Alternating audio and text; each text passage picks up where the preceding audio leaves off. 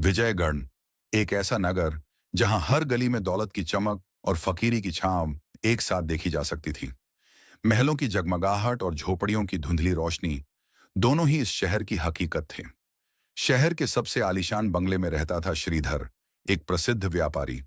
उसके पास अथाह दौलत थी, सोने से जड़ा हुआ दरवाजा, संगमरमर की दीवारें और नौकर चाकरों की एक लंबी कतार।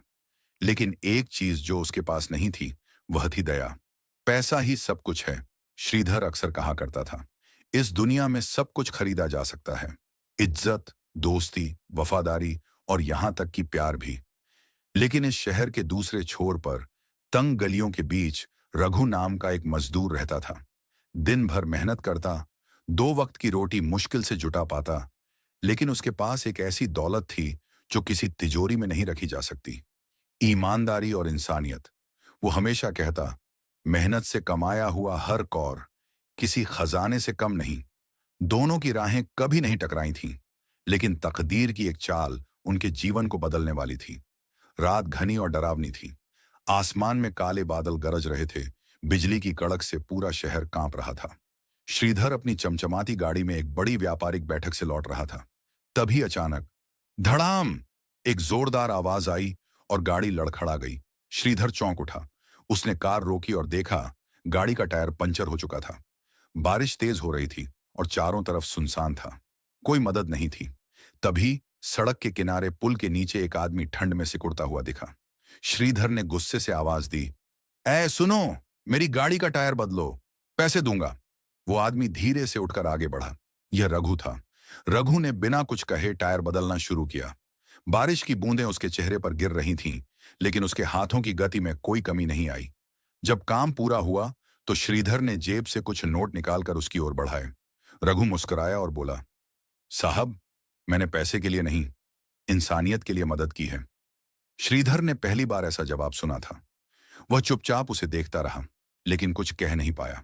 समय बीतता गया। फिर एक दिन भयानक खबर आई। श्रीधर का व्यापार पूरी तरह डूब चुका था। किसी ने उसे धोखा दे दिया था। वह अब गरीब हो गया था। न पैसा, न महल, न नौकर, न दोस्त। जो लोग कल तक उसकी खुशामद करते थे, वही अब उसे पहचानने से इनकार कर रहे थे। एक दिन भूखा प्यासा श्रीधर गलियों में भटक रहा था। उसने किसी से उधार मांगने की कोशिश की, लेकिन सबने मुंह फेर लिया।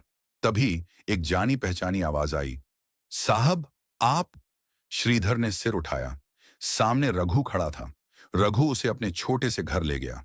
वहां उसने श्रीधर को खाना दिया। श्रीधर की आंखों में आंसू आ गए। मैं अब गरीब हो गया हूं रघु, मेरे पास कुछ भी नहीं बचा, श्रीधर ने भारी आवाज में कहा। रघु मुस्कुराया और भीतर से एक संदूक उठाकर लाया। श्रीधर ने उत्सुकता से पूछा, इसमें क्या है? रघु ने ताला खोला और संदूक का ढक्कन उठाया। संदूक में ढेर सारे गहने और नोट थे। श्रीधर की आंखें फटी रह गईं। इतना धन तुम्हारे पास कहां से आया? वह चौंक कर बोला। रघु ने गहरी सांस ली और धीरे से कहा, यह तुम्हारा ही धन है साहब। मेरा?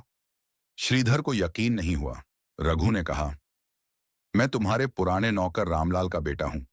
जब तुम्हारा व्यापार डूबा तो तुम्हारा एक नौकर तुम्हारी सारी संपत्ति लेकर भाग गया था, लेकिन मेरे पिता ने ईमानदारी की कसम खाकर यह धन बचा कर रखा।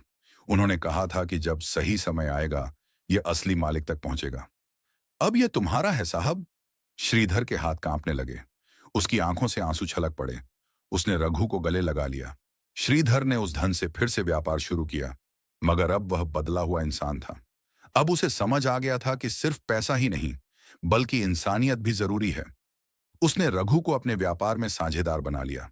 दोनों ने मिलकर मेहनत की और व्यापार को फिर से बुलंदियों तक पहुंचाया। अब श्रीधर पहले जैसा घमंडी नहीं था।